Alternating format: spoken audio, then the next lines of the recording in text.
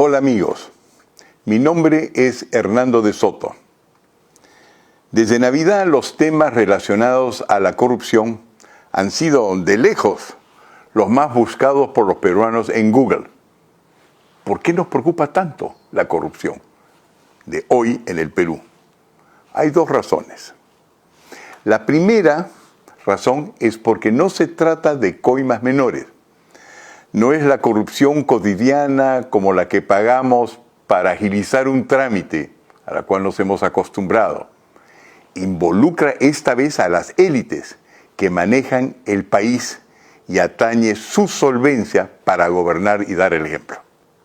Se trata, por un lado, de las élites políticas, que se supone estaban para cuidar el erario nacional y que, en realidad, nos estamos dando cuenta, se lo estaban robando. Se trata de algunas de las tecnocracias que querían acabar con las empresas informales de los de abajo a punta de sablazos legislativos, pero que en paralelo favorecían sus propios intereses. Y se trata de las élites empresariales, algunas de ellas, que se vendían como modelo a los microemprendedores, a quienes instaban a seguir su ejemplo para convertirnos, según ellos decían, en un país del primer mundo. La segunda razón es que esas élites, todas ellas, que usualmente son rivales, ahora, por convenir a sus intereses, están conversando, buscando asolapadamente un acuerdo para minimizar, distraer y bajar la intensidad de los hechos sobre pretexto que la verdad podría desestabilizar al país, pues nos dejaría sin clase dirigente.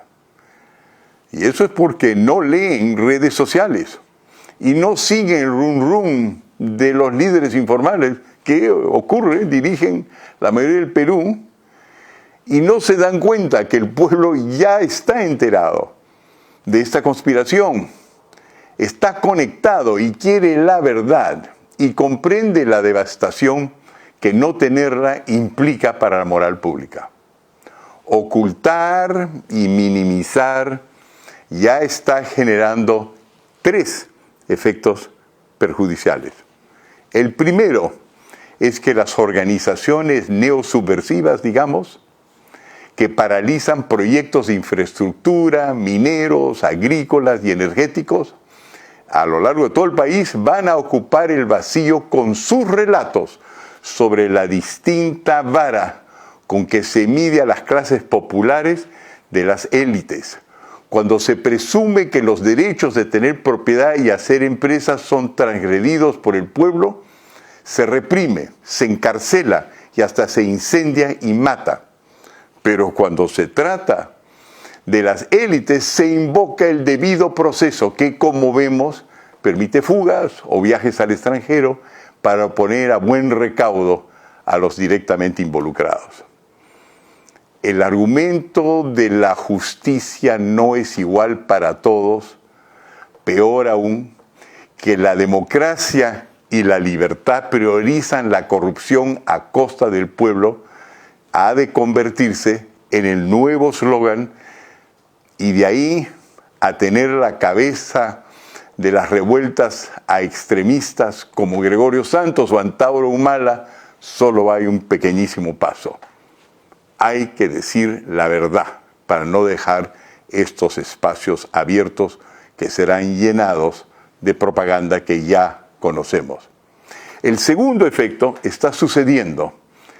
Es el de la indignación que estamos pasando y entrando a la incertidumbre a medida que vemos caer las inversiones, disminuir el empleo formal y reducir drásticamente las posibilidades de emigrar a los países del norte, a los Estados Unidos, a Europa, a medida que estos cierran sus fronteras.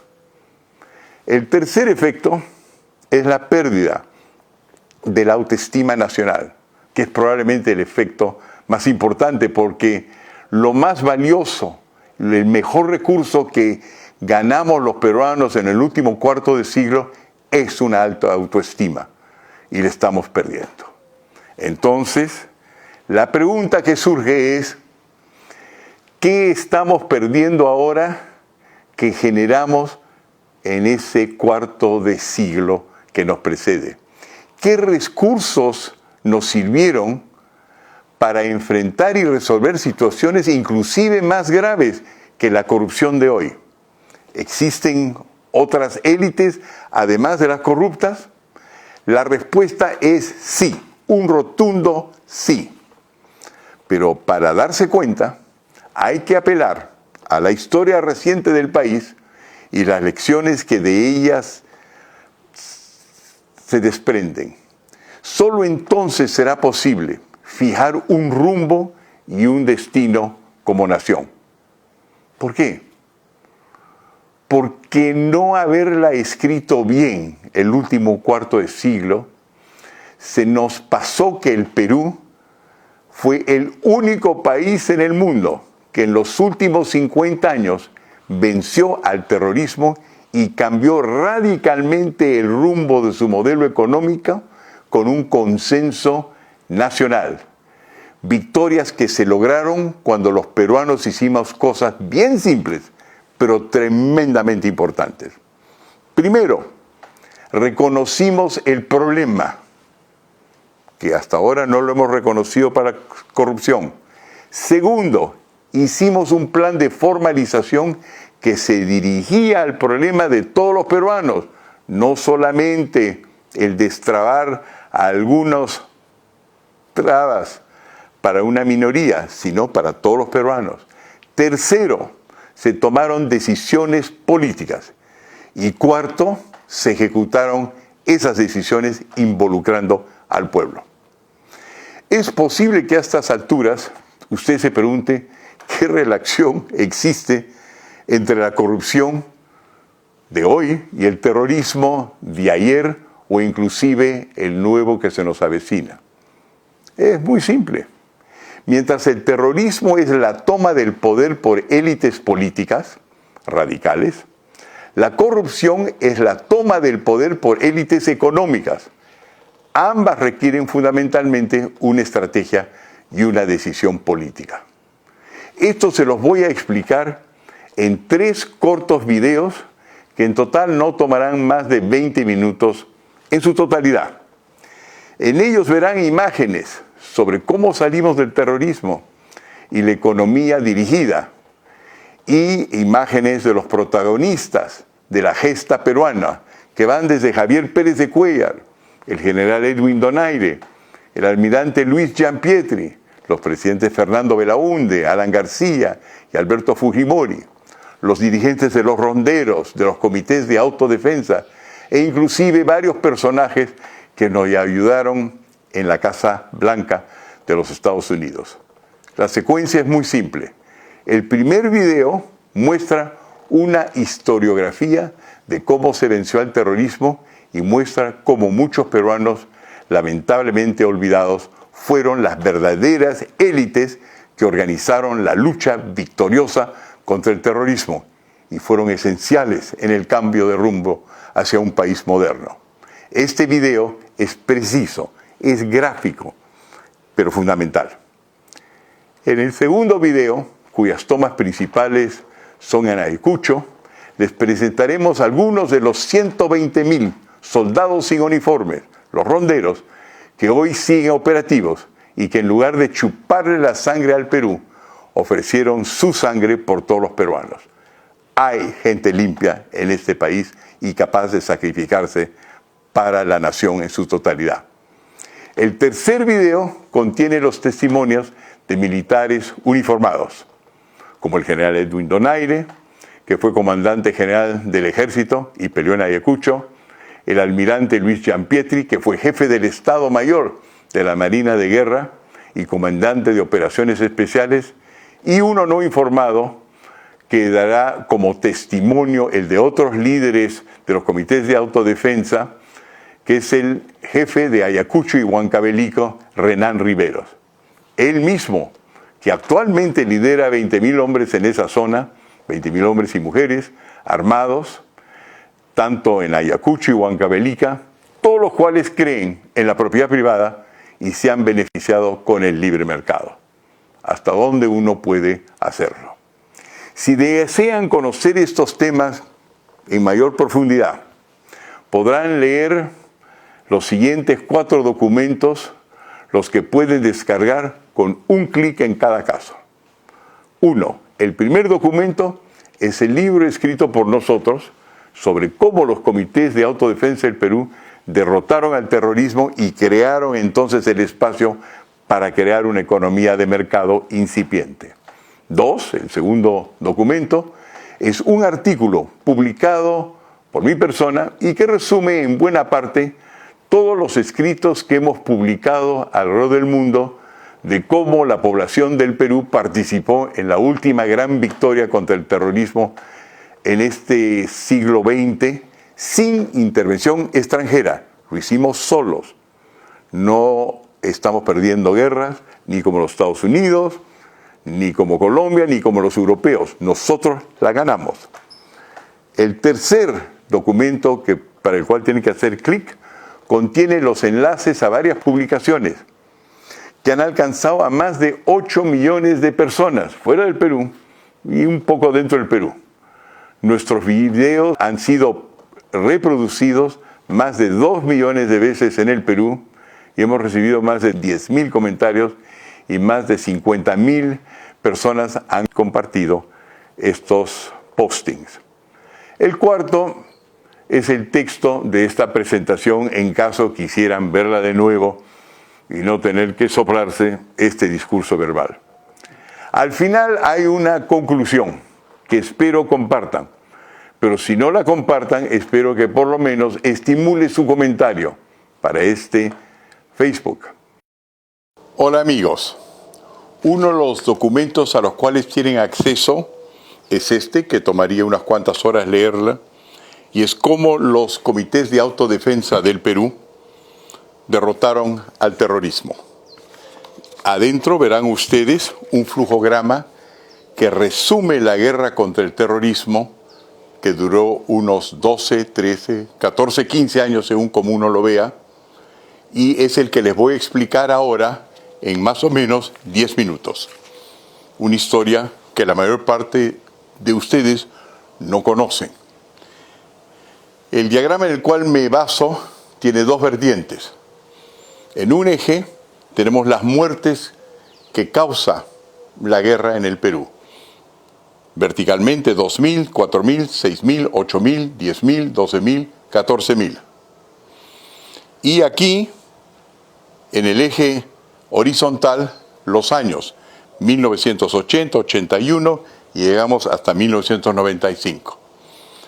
La línea amarilla son las muertes fuera de Lima, en el campo, en la zona rural, en la zona donde está la agricultura y donde están los mineros. Y en azul está la línea de las muertes en Lima, que son un poco más del 1% del total, porque la estrategia que se seguía era vencer en el campo y luego cercar Lima y pretender que ésta implosionaba. La manera como comienza el terrorismo es que se presenta, como verán ustedes por esta foto, en sobre todo Ayacucho, y comienzan a tomar las zonas aledañas, y por lo que ven acá no hay muertes. La gente, o muy pocas, la gente los recibe bien porque piden justicia. Pero hay un momento en el cual quieren imponer la propiedad colectiva bajo el control del Partido Comunista del Perú. Los campesinos se resisten y comienzan a ser matados y suben las muertes. 4.000, 6.000, 8.000 y llegan hasta 14.000 por mes en 1984. Los agentes del Estado, el presidente Belaúnde pide que entre la Fuerza Armada, pero la Fuerza Armada no puede verdaderamente distinguir entre campesinos y senderistas. Todos son la misma gente, ponchos, sombreros, y comienza a matar indiscriminadamente porque no puede ubicar. Fenómeno tradicional en todas las guerras que tienen que ver con guerras del campo de baja intensidad. Por eso es que los campesinos crean los comités de autodefensa propios, cuchillas, lanzas, huaracas y unos fusiles de caza que se llaman hechizos, que tienen un alcance de 30, 50 metros, y con eso se defienden. Y tienen éxito al principio. Y así bajan las muertes a medida que los terroristas están arrinconados en las alturas. Pero comienzan los terroristas a comprender que no hay que comenzar tanto a colectivizar la producción ahora, como esencialmente a ganarse a los campesinos, con los cuales cambia su estrategia, y la estrategia consiste en ahora proteger la propiedad de los campesinos. Y así, cuando llegamos a 1987, como ustedes verán, ya toma, según la Rand Corporation de los Estados Unidos, aproximadamente el control del 60% del territorio nacional que está en situación de emergencia. Se comienza a comparar entonces a Abimael Guzmán y al terrorismo peruano con Pol Pot y el terrorismo en Camboya. Y se evalúa que para 1992 el Ministerio de Defensa y el Departamento de Estado de los Estados Unidos, con la corporación Rand, que en 92 ya pueden llegar a tomar Lima. En ese momento el presidente García hace un llamado con relación a todos los conflictos que en ese momento agobian al Perú, el narcotráfico, por un lado, y el terrorismo, que se ve que de alguna manera están conjugados, y pide ideas y propuestas. Es ahí donde entramos nosotros del Instituto Libertad y Democracia. Y decimos que queremos, en vísperas de la cumbre de Cartagena, poder aportar nuestro análisis. Entonces, la primera cosa que nosotros decimos es que hay que definir bien el problema. Y para nosotros el problema resulta interesante en dos formas. En primer lugar, que lo que tiene que hacer el gobierno del Perú es distinguir entre criminales, por un lado, e informales. Son dos cosas distintas. El criminal es una persona que viola el derecho. El informal es una persona que trata de vivir pacíficamente y lo tiene que hacer al margen del derecho por su enorme costo. Esto nos permite entonces decir que si queremos jalarnos a los informales, que son la enorme mayoría, comparado a un minúsculo grupo de terroristas, hay que saber para qué están peleando. Y distinguimos que es la propiedad. Y por lo tanto, hay que ver si es que podemos darle lo que es lo suyo para jalarlos de nuestro lado, del lado del Perú, para que nos ayuden a identificar dónde están los terroristas y satisfacer sus angustias y ganar la guerra.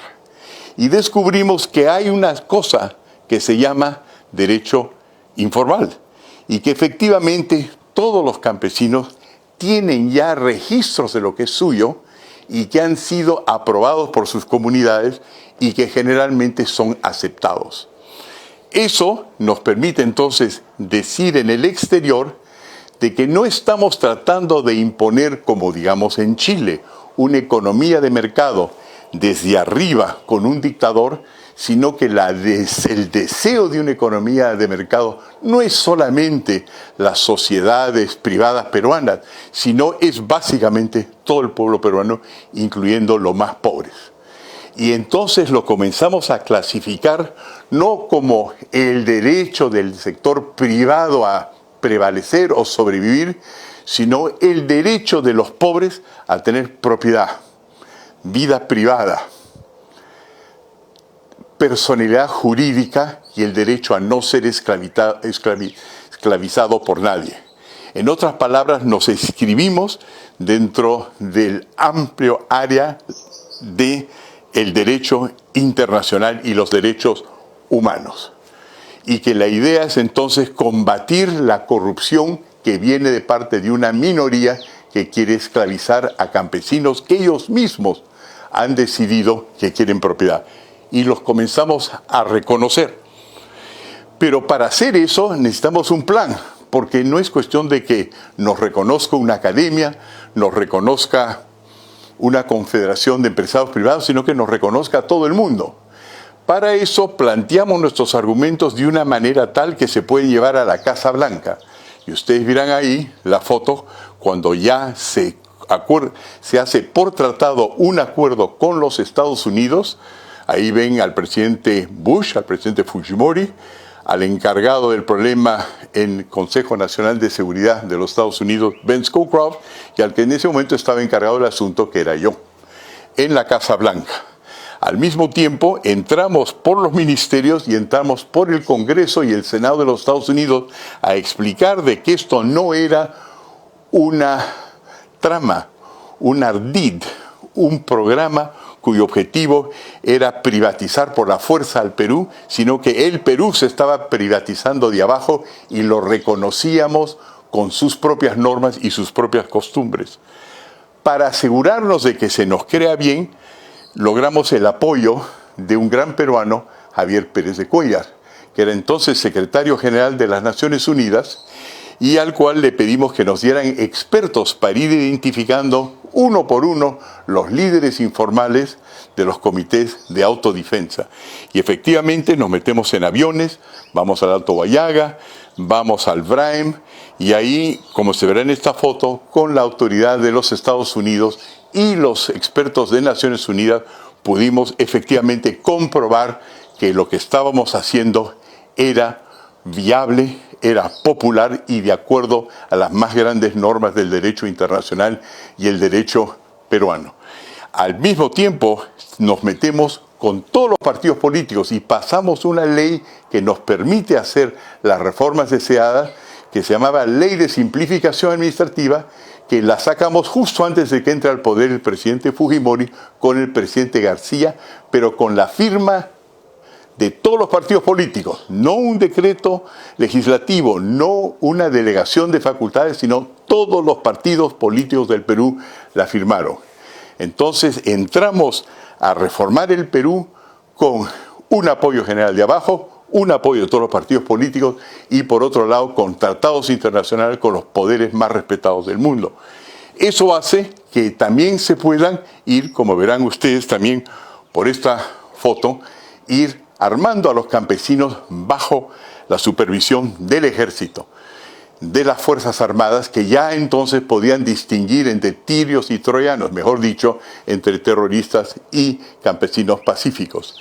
Y lo que comienza a ocurrir es que entonces los terroristas huyen. Y esto lo dice claramente en Abimael Guzmán en las Dos Colinas: nos han desalojado, todo obedece a un plan que ha sido concebido e implementado, disculpen el personalismo, por Hernando de Soto del Instituto Libertad y Democracia, agente del imperialismo.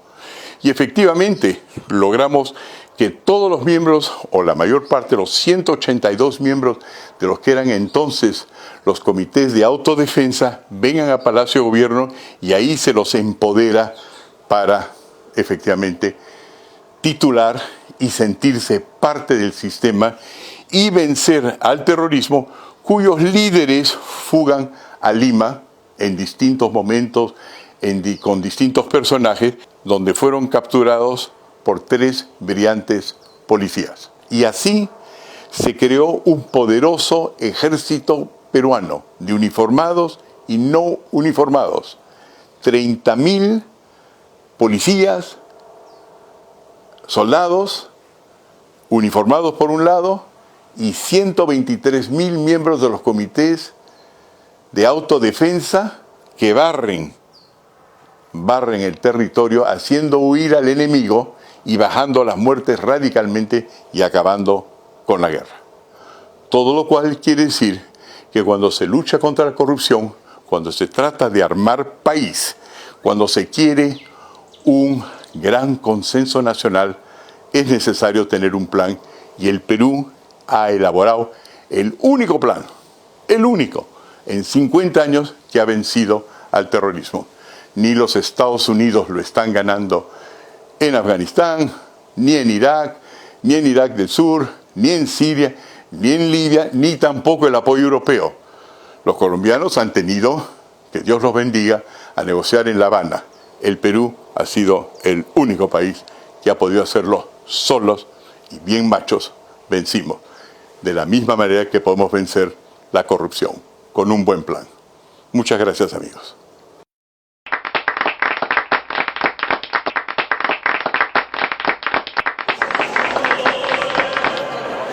El doctor Hernando de Soto ha estado durante años luchando para que se reconozca el rol histórico de los comités de autodefensa en la victoria contra el terrorismo. Este personaje tan importante, el doctor Hernando de Soto, hoy está presente acompañándonos a todos del Comité de Autodefensa, porque él siempre se ha identificado con nuestro Comité de Autodefensa. Vamos a comprometer a nuestro hermano, el doctor Hernando de Soto. ¿Quién tiene que apoyarnos? Ustedes son los que nos han permitido hoy día vivir en libertad. El Perú no sabe muy bien qué es lo que está pasando, pero ustedes ya están luchando. Las distintas organizaciones campesinas del sur del Perú, ahí están ustedes. Y les decimos, no tienen miedo de salir y no tienen miedo de pelear. Y los autores de esa victoria son ustedes. Y la razón por la cual yo estoy presentando esto es porque no van a aplaudirnos, ni a ustedes ni a nosotros del resto del Perú, porque hay evidentemente gente mezquina. La razón es para que vengan y me digan dónde miento. ¡Fuerte palma para ellos!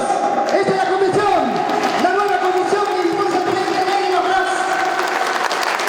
Entonces lo que nosotros vamos a ayudar a hacer, si es que tenemos éxito, es indicar por qué hoy día, ustedes son importantes. Nosotros hemos ganado, salimos ganador, triunfador ante el Sendero Luminoso. Es por eso ya ahora todo tipo de autoridades aparecen, entrar, no, ahora sí, ya está plato servido ya. Doctor, es una oportunidad muy importante que me da para poder aclarar dónde nace prácticamente el Comité de Defensa Civil Contrasubversiva en Sanamarca, una comunidad de la zona de Acon, del distrito de Sibia, de la provincia de Huanta, en el BRAE. Es cierto, nació allá, pero creció con la sierra y todas las otras regiones, Ayacucho, Apurímac, Huancavelica, Cusco, Junín. Todos nos integramos, nos unimos en una fuerza propia de la comunidad, porque llegó el momento en que venía Sendero, nos mataba, venía alguien de la Fuerza Armada, también nos mataba, porque nos confundían, creían que toditos éramos senderistas, pero la población se organizó y esto comenzó justamente en Sanamarca con 3 comunidades: Sanamarca, Guayaquil y Torrerume. Para nosotros es aliado importantísimo lo que es autodefensa. Con ellos trabajamos, con ellos hacemos lo que es patrullaje mixtas, muchas veces arriesgando sus vidas para dar tranquilidad a nuestros niños, jóvenes y adultos mayores. Qué interesante, alcalde, la relación entre ustedes, oficiales, por un lado, y por otro lado, con los comités de autodefensa, en una unión con el pueblo, que fue lo que nos dio la victoria contra el Sendero, nos podría dar la victoria contra el narcotráfico, por un lado, y la violencia. Y manam cheja pacificación peja kachkan nikurachu delincuencia común pasike ñuqayku ma anchuyka muchkan hatun wañuchikuywan entonces imaykuwanmi ñuqayku defiendikusaqku ari manam ñuqaykuta yuyawankuchu estado qunqayku totalmente qunqasqam kaniku kay comité autodefensa. Defensa civil presidente ñuqa kani naspa kaytam ñuqa mañakuni kay kanan kay ley ama kay defensa civil pa ley formasqanku ama cortakuchunchu doctor hina existechun seguichun manam ñuqayku munanikuchun mas cierto nisqanchik hinapas marchawan pues risunmi chayasaqmi ñuqa hasta Lima chayaneñam hasta congresopipas limamuneñam pero manam kanchu ne ima apoyo kay parte ayawankupa. Chaymi ñuqa munayman apoyuta kay parte de gobiernomanta wawayku churiyku educanaykupaq chayta ñuqa mañakuyman. Churiykuya kachun educasqa kunan wawayku kachkan mana educación niyuq. Me consta que la pacificación de toda la región contra subversiva ha sido gracias a la valentía, al coraje, al sacrificio de toda la gente de las bases de los pueblos ayacuchanos, huantinos y de las regiones aledañas. Ni el ejército podía entrar, pero el Comité de Autodefensa hemos hecho lo posible para buscar la pacificación, pero ¿a cambio de qué? A cambio de nada que el gobierno no quiere reconocer. Ahorita los atentados que hubo hace 2 días acá por Quinoa también refleja todavía que no estamos en una entera pacificación. Los comités de defensa, los mismos pobladores, quizás hacen la ronda, esfuerzo de que volviéndose como policías rurales en el sector Higuaín, que nos incluye a diferentes programas del gobierno que hay, a los hijos de los comités de autodefensa, que siquiera a lo menos con eso nos podemos beneficiar y esta es la tranquilidad. Hemos luchado pues contra la subversión, donde hemos tenido pues varias bajas, hemos tenido 12 enfrentamientos durante los 5 años, o sea durante los 3 años que hemos trabajado, más que nada 91, 92, 93, ¿no? Entonces de los cuales hemos tenido varios muertos de las patrullas. Hoy en día, doctor, estamos reorganizados, como usted dice, netamente contra la delincuencia común, ¿no? Estamos regulando todo lo que es el abegiato, lo que es el pandillaje, todos esos temas, la violencia familiar. Una de las cosas que más nos entristece a aquellos que hemos sido testigos o peleado contra el terrorismo durante sus épocas más terribles, ha sido que no hay reconocimiento a las mujeres y los hombres uniformados y no uniformados que pelearon contra el terrorismo, virtieron su sangre, la derramaron u ofrecieron hacerlo en lugar de chuparle la sangre al Estado en la corrupción que hoy día nos domina. Y no hay un monumento para ellos, no hay nada que reconozca verdaderamente su enorme contribución. Y digo enorme porque el día de hoy no hay país que haya ganado, considerando los últimos 50 años, una guerra al terrorismo como la hizo el Perú. No existe.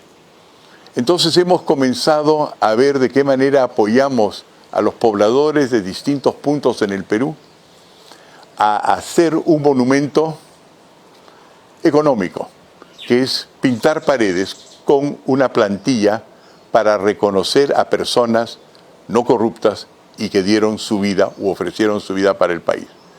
Este aviso está apareciendo entonces en distintas paredes del país y son los únicos monumentos, y vergüenza debería darle a todos aquellos que tienen autoridad y no los han honrado, a los soldados de los sistemas de autodefensa de este Perú como a sus soldados uniformados.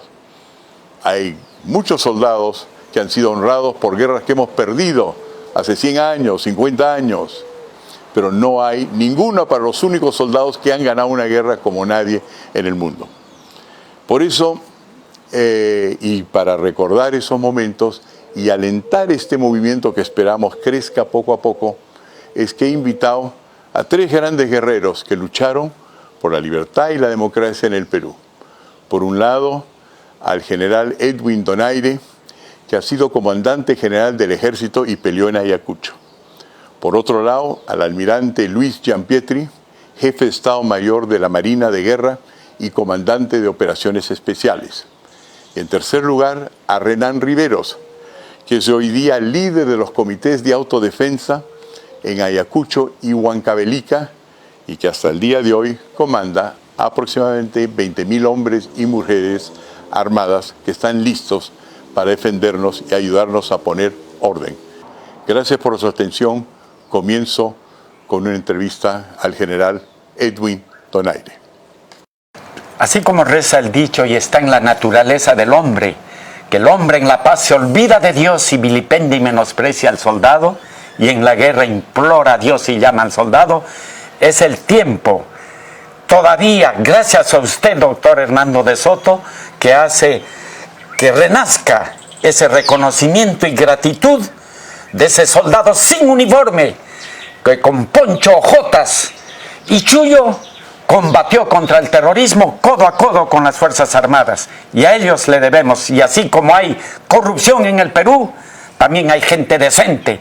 Hay gente que ha puesto el pecho por el Perú, ha puesto el pecho por la honestidad, el coraje, el valor, el patriotismo del Perú. Y como usted ha dicho, no existe en los anales de la historia en los últimos años un hecho histórico tan importante y tan trascendente como este triunfo, esta victoria del Perú, y que lejos de la indiferencia existe una persecución contra estos miembros de los comités de autodefensa y los uniformados, mi querido doctor. Estamos absolutamente de acuerdo. Es en el fondo un momento de alegría que ha venido esta oportunidad. Esta oportunidad en gran parte, por supuesto, nos las da el hecho de que hay mucha gente avergonzada y temerosa porque sabe que con las últimas denuncias de corrupción se nos está viniendo una tormenta. Hay varios contratos internacionales que ya han sido vistos en el extranjero y no sabemos quién, pero sabemos que varios van a ser acusados de corrupto. Y aunque no terminen los juicios, sabemos que hay corrupción en nuestro país, eso lo sabe el ciudadano de a pie. Y lo bonito de esto es que en ese momento de sentirse mal por la corrupción, sabemos que no es un problema de identidad nacional, porque la corrupción es esencialmente chuparle la sangre al resto del pueblo vía el Estado, tomando medidas que a uno le da dinero y a otros no se lo dan. Mientras que la gente que peleó no chupó la sangre del pueblo, sino más bien dio su sangre para el país. Entonces es un momento que es crucial, no solamente para recordar, sino para enrumbar al país. ¿No le parece, general? Efectivamente, si existe una parte de vergüenza ajena y que no llegue el día en que nuestros hijos y los hijos de nuestros hijos recuerden con vergüenza estos momentos de ignominia, de vergüenza ajena, paralelo existe la mayor cantidad de peruanos que son ellos, en la cual tenemos que enorgullecernos y que oscurecen estos momentos de vergüenza de aquellos, como usted dice, doctor Hernando Soto, que le han chupado la sangre a los peruanos y sin embargo esta gente ha ofrendado, ha ofrecido esa sangre por donde corren por nuestras venas. Eso de Sinchiroca, de Tloquayupanqui, de Maitacapac, ese gran glorioso imperio incaico, ellos, los comités de autodefensa, los campesinos y también los soldados, que es el pueblo uniformado, ahí se sintetiza el orgullo peruano, el orgullo patriótico que oscurece estos malos momentos de vergüenza ajena, mi querido doctor Hernando de Soto. Qué gusto escucharlo decir esas cosas, general.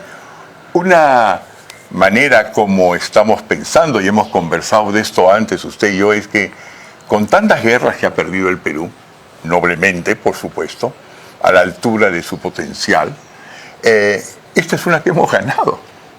Y como usted sabe, yo estoy viajando al extranjero y ya estamos publicitando nuestra victoria hace mucho tiempo, a tal punto que en el Perú se conoce menos de la victoria de nuestra gente sencilla que la que se conoce en el Perú. Entonces la idea siempre ha sido tantas guerras perdidas y mire todos estos monumentos.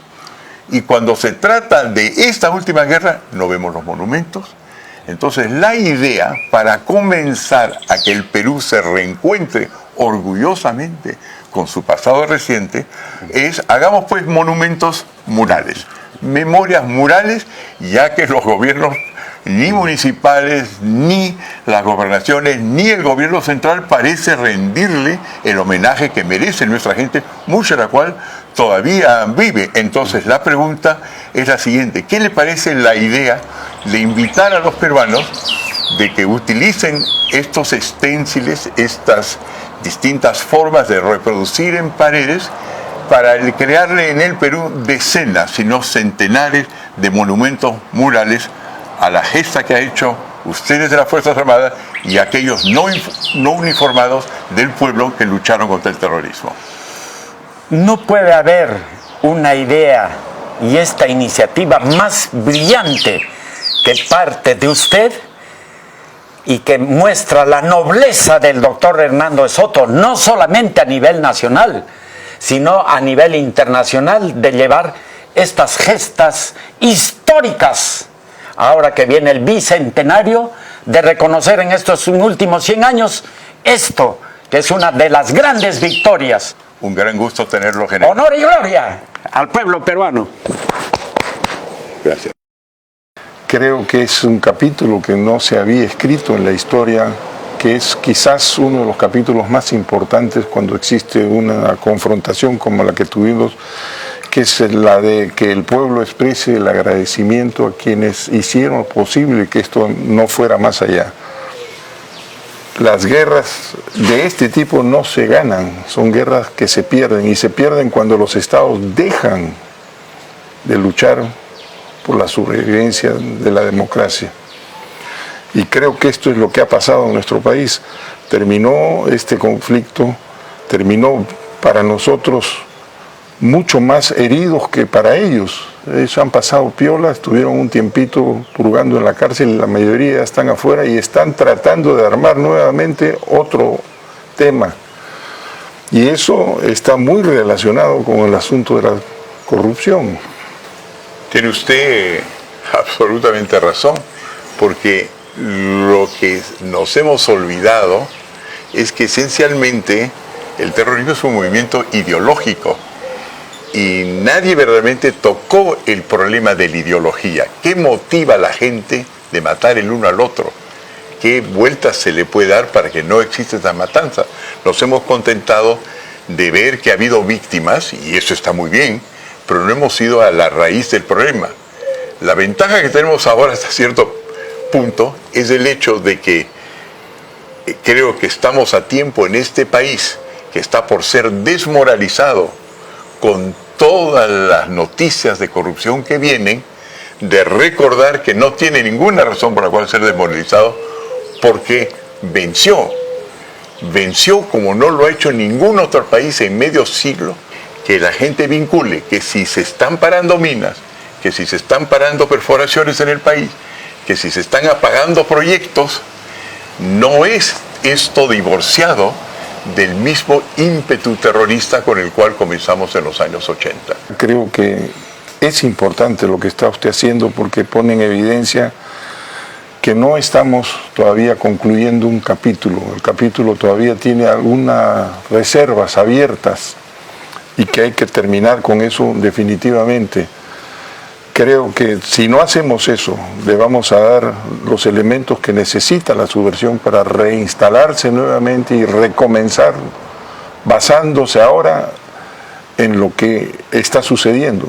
La corrupción en nuestro país ha sido siempre endémica y se ha acentuado en los últimos 20 años. No es la generalidad del pueblo. El pueblo peruano es un pueblo honesto, es un pueblo decente, es un pueblo que ama su tierra.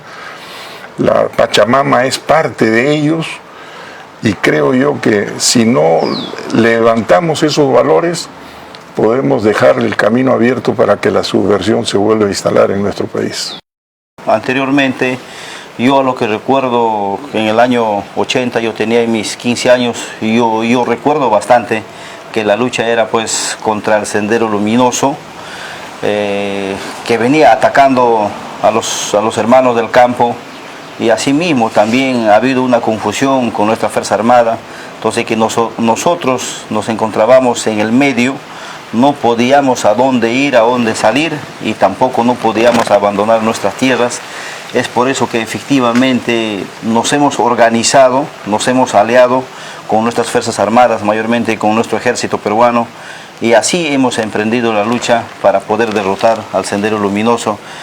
Pero la impresión era que durante toda la guerra contra el terrorismo ustedes perdieron aproximadamente, en términos de personas efectivos de los comités de autodefensa, unas 30.000 a 40.000 personas. Sí, doctor, efectivamente hay los hermanos del Comité de Autodefensa, no solamente los dirigentes, también los integrantes. Cuando hemos salido de patrulla, siempre nosotros retornábamos con unas cuantas bajas de la patrulla. Es muy cierto, un aproximado que 30, 40 mil hombres que se ha perdido durante esta lucha para poder dar la tranquilidad a nuestro Perú, doctor Hernando. ¿Fueron hombres o fueron también mujeres? ¿Hubo niños? Los 30.000 a 40.000 hombres ya llegan tanto varones, mujeres y niños, doctor. ¿Niños hubo? Sí, doctor, también. Que también pelearon y también cayeron. Efectivamente, así fue, doctor. En Lima, utilizando cifras de la Comisión de la Verdad, han muerto un poquito menos de 1.000 personas, mientras que ustedes, solamente en la parte que ustedes manejan, y que usted nos acaba de escribir, hay por lo menos unas 40.000 bajas, mientras que todo Lima durante esos 15 años pierde solamente, es enorme, pero pierde relativamente pocas personas, un poquito menos que 1.000. Usted sabe, en base a esa información, que en Lima se ha creado una cosa que se llama el Museo de la Memoria. ¿Usted ha escuchado hablar del Museo de la Memoria? En verdad, nosotros desconocemos del Museo de la Memoria, doctor, y algo que me sorprende que me está mencionando usted, doctor. El Museo de la Memoria es ya una construcción en Lima que hace memoria de la guerra y como a usted le extraña que no los conoce, me extraña que ellos tampoco lo conozcan. Usted tuvo, creo que su primer presidente fue un artista peruano muy connotado, Fernando de Cislo. ¿Usted algo le dice el nombre, Fernando de Cislo? En verdad, como mencioné, doctor, desconozco, ¿no? El nombre del señor, no sé, nunca no se ha identificado, nunca no lo hemos visto en nuestro departamento de Ayacucho, no se ha presenciado. Entonces, algo que nos sorprende bastante a esta organización que tenemos, doctor. Hola de nuevo, amigos. Después de ver estos videos, queda claro que la derrota del terrorismo fue posible gracias a que muchos peruanos salieron a ofrecer sus vidas para defender al Estado en lugar de aprovecharse de él. Dieron su sangre en lugar de chuparse la sangre del Perú. En esos momentos de crisis, cuando muchos pensaban que no había solución, a final de los años 80, a principios de los 90, el pueblo supo encontrar su propio camino. De la oscuridad se pasó a la luz. Hoy yo creo que va a ocurrir algo parecido. Esta vez no es solo la violencia terrorista, hoy es la corrupción de algunas de las élites que destruyen la moral y carcomen nuestras instituciones. El terrorismo del pasado es la corrupción del presente. Es necesario por ello mirar al pasado para ver cómo vencimos antes y cómo podemos volver a vencer ahora. En el pasado, de nuestro lado, desde el lado del Instituto de Libertad y Democracia, trajimos una serie de ideas y proyectos que se convirtieron poco a poco en instituciones para que el pueblo sea el actor principal en la construcción de su destino. Algunas de estas instituciones han funcionado bien, otras mal, otras no han sido utilizadas correctamente, pero se hizo camino. Hemos sido señalados por haber contribuido a la Constitución de 1993. Es verdad.